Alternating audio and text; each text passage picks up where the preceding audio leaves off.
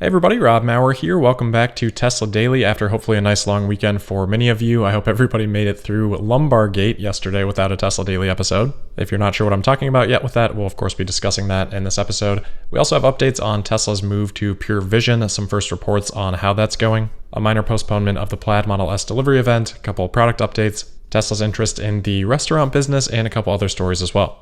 Somehow we are already now in June. Tesla stock starting off the last month of Q2 down 0.2%, pretty quiet on the day, to $623.90. That compared to the NASDAQ also down slightly, 0.1%. We'll start off here just quickly on the lumbar support topic. This caused quite a bit of stir this weekend as somebody on Reddit took delivery of a new Model Y and noticed that on the passenger seat, the lumbar support control had been removed. So that's the area of the seat that would support your lower back. Previously, you could move that up or down, in or out. And Tesla has decided to remove that from the new Model 3 and Model Y, again for the passenger seat only. Driver's seat still has the control. So understandably, pretty disappointing for a customer to have to find that. Someone was expressing disappointment on this on Twitter, saying they don't like the direction Tesla's going, raising prices of vehicles but removing features like lumbar for the Model Y. On top of rumors of FSD increase to $14,000 without any real added features, do FSD unless you're a beta tester. Elon replied to that saying, quote, "Moving lumbar was removed only in front passenger seat of 3/Y. Obviously not there in rear seats. Logs showed almost no usage. Not worth cost/mass for everyone when almost never used. Prices increasing due to major supply chain price pressure industry-wide, raw materials especially." End quote. We'll talk about the pricing component in a second, but my personal thoughts on the lumbar situation. My first thought is that it's just kind of tough to assess decisions like this from the outside. We don't have the data that Elon Musk is referring to there, which is pretty valuable. Elon's tweet is vague, but they should have pretty good data to analyze this decision. Let's say that 90% of vehicles, for example, hypothetically, have never touched the passenger lumbar support control. Something like that would be pretty strong support for a decision like this. I've seen a lot of people suggesting that Tesla's data might not be valid because of course there would be no usage because this is a feature that maybe you set once and then forget about, especially if you consistently have the same passenger in that seat like a spouse. But if most people are never even adjusting it at all, that wouldn't apply. And I'm quite sure that Tesla would consider the frequency of having a passenger in their analysis. And remember here too, they're not taking away lumbar support itself, they're just taking away the adjustability of it. So Tesla can look at the most common settings. If there happens to not be a lot of variation there, Tesla can put the default close to that and still please the majority of the people that are even adjusting it in the first place. The other critical considerations that we just don't have a good understanding of externally, as Elon mentioned here, are cost and mass. Obviously, if given the choice to have this included for free, everybody would take it, but what if it comes at the expense of some of your range, some of your handling, and actually does add cost to the vehicle? At what point does the customer decide, maybe not? Tesla's made the decision, with the help of analytics, that this feature is just not important enough to customers to justify the real or opportunity costs on the Model 3 and the Model Y. For customers that do really highly value that feature, enough to do more than just complain about it missing, well, they can opt up to a Model S or a Model X, or they can look for an alternative brand. Is that going to perfectly cater to every customer's individual needs? Definitely not. But Tesla is not and does not need to try to do that. It would be great to have that as a premium option for those people that do want that. But one of the things that Tesla has learned is the value of simplicity when it comes to manufacturing. Adding that in even as an option, technically that's going to add costs across every single vehicle.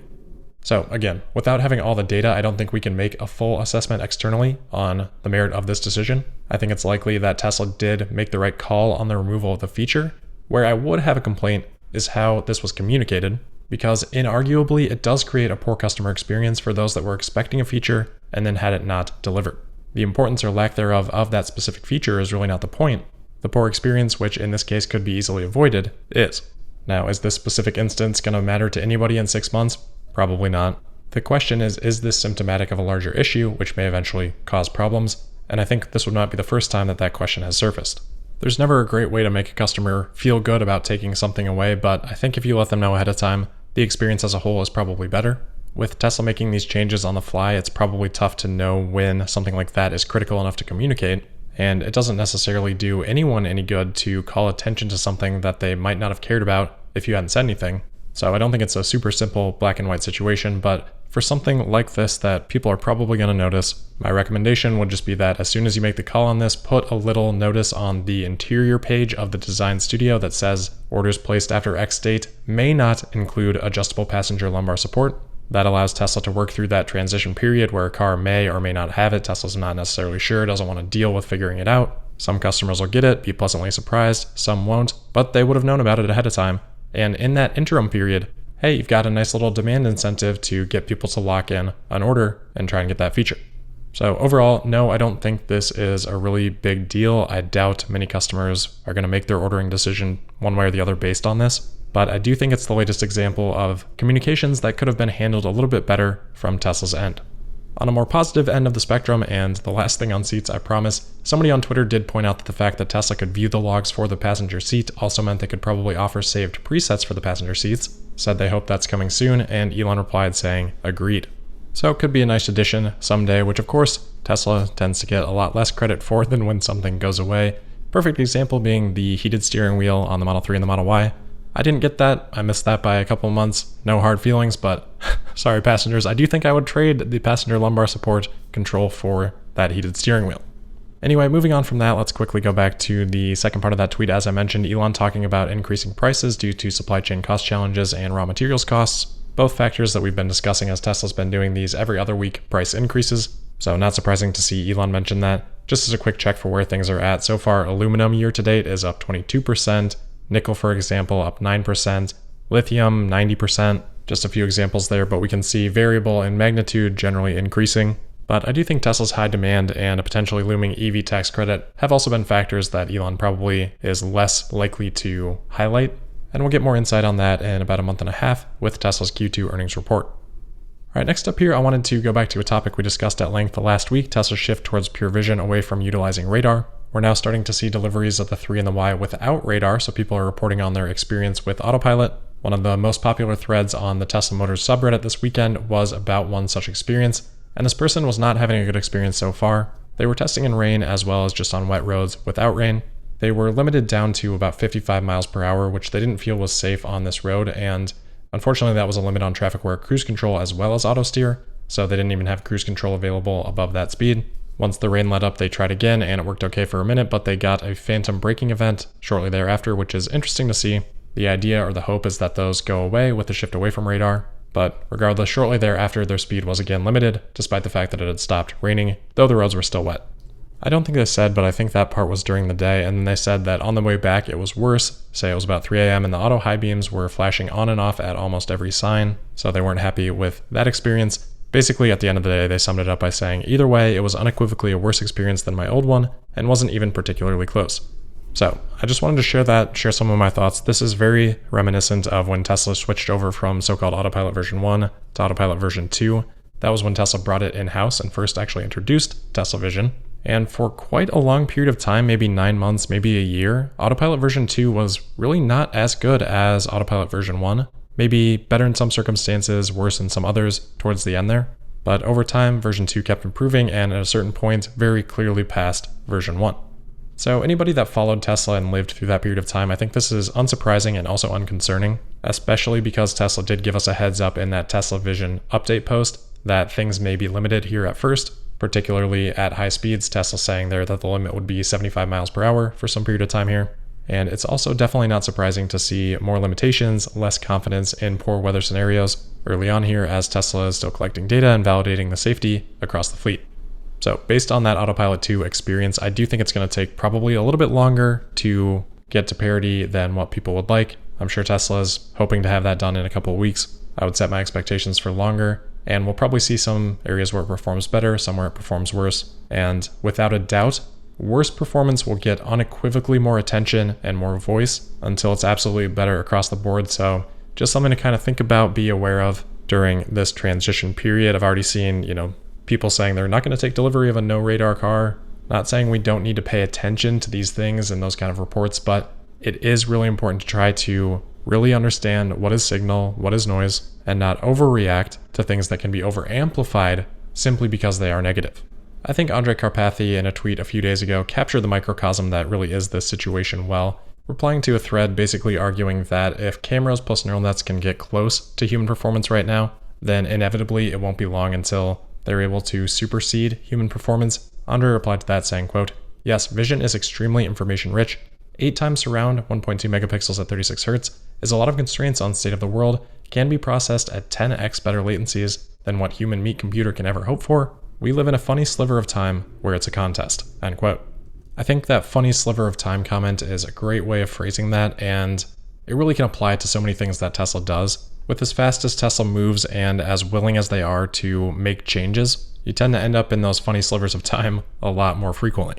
Overall, just a good reminder of perspective, zooming out, and not getting mired down in the inevitable ups and downs along the journey. Speaking of those ups and downs kind of coinciding both in the same instance here, we are going to have to wait one more week for the Plaid Model S delivery event. Elon announced overnight on Friday that they do need one more week to tweak, so they have delayed the delivery event from June 3rd to Thursday, June 10th. He did, however, confirm that Tesla will be doing a live stream for that event, so we'll have that to look forward to next week. Speaking of the refreshed S and X, we do now have confirmation of what is going to be powering that 10 teraflops of processing power in these vehicles.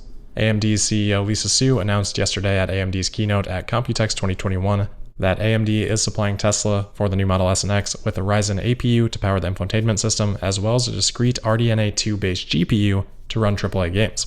So not too surprising given the comparisons that we've obviously seen with the PS5 or the next generation Xbox. Pretty similar hardware. Tesla's maybe a little bit scaled down on some elements there, but still crazy powerful, especially for a car, should offer plenty of longevity. And obviously most people know this, but just as a reminder, this is for infotainment, not for FSD. Tesla, of course, even on the refreshed S and X, still using the internally designed FSD hardware manufactured by, I believe, Samsung. Next here, just kind of rounding out the tweets from Elon. This one I wanted to make sure got some attention. Elon replying to a tweet about Tesla's casting machines, saying, quote, "Making this work has been / still is super difficult, but it's a revolution in car body design and production. Lighter, tighter, better NVH, higher precision, lower capex, lower unit cost," end quote. So far, I think we have tended to see the impacts of this taken for granted because we haven't seen them show up in a fully appreciable way in the earnings reports yet. Obviously, the Model Y is the first vehicle to take advantage of this, and it's really only the rear castings right now. And the Model Y itself has been still ramping up, but the casting process even more recently, that's only been happening about the last 9 months or so. So all those improvements that Elon has mentioned there, those are still to some extent hiding under the covers. They haven't really shown up in the financials yet, but the average number of castings per vehicle delivered is about to skyrocket over the next couple of years as Tesla goes from rear casting to both rear and front casting, and a bigger portion of Tesla's deliveries begin to utilize those casted parts. So I'm excited to see those benefits realized and become more clear. As for that abbreviation that Elon used there, NVH, that just stands for noise, vibration, and harshness. Next here is an article from the Wall Street Journal, which I would have discussed a little bit earlier in the episode, but it did come out as I was recording. But they are reporting that the SEC, quote, told Tesla Inc. last year that chief executive Elon Musk's use of Twitter had twice violated a court-ordered policy requiring his tweets to be pre-approved by company lawyers, according to records obtained by the Wall Street Journal, end quote. The first tweet in question was back in July of 2019, Elon replying on Solar Roof, saying, quote, "Spooling up production line rapidly, hoping to manufacture about 1,000 solar roofs per week by the end of this year," end quote.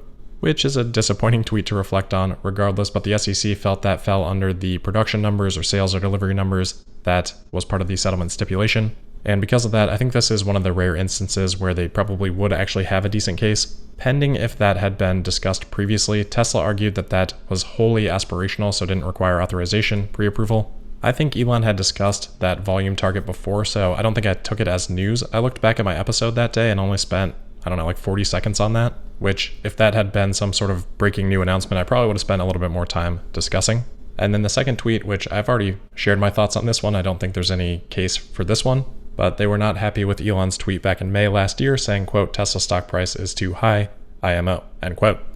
At the end of the day, probably not all that important aside from obviously this is going to generate a lot of headlines right now, but remember this happened last year. The Wall Street Journal just reporting on it now because of a Freedom of Information Act request, but they wrap up the article by saying, quote, "The feud appears to have ended in a stalemate without further consequence to Tesla or Mr. Musk, the correspondence suggests. Tesla's lawyers argued against the SEC's claims about the tweets, and the SEC never went back to court to ask a judge to intervene."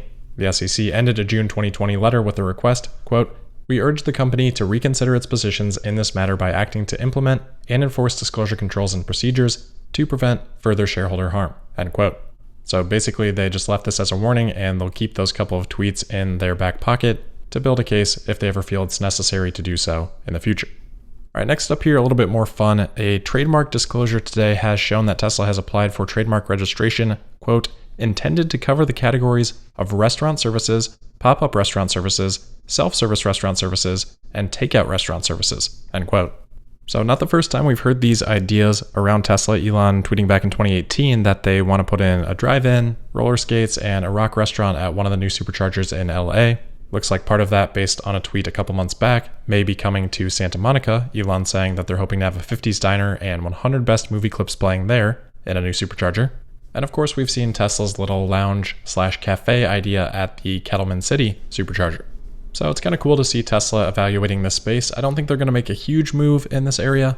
And regardless of the level of interest, it's probably a good idea to lock the trademark up anyway. It's kind of fun to imagine a Tesla lounge at every supercharger, but I think the reality is that the use case for that is probably just not entirely necessary, especially as charging rates increase and entertainment options in the vehicle increase as well.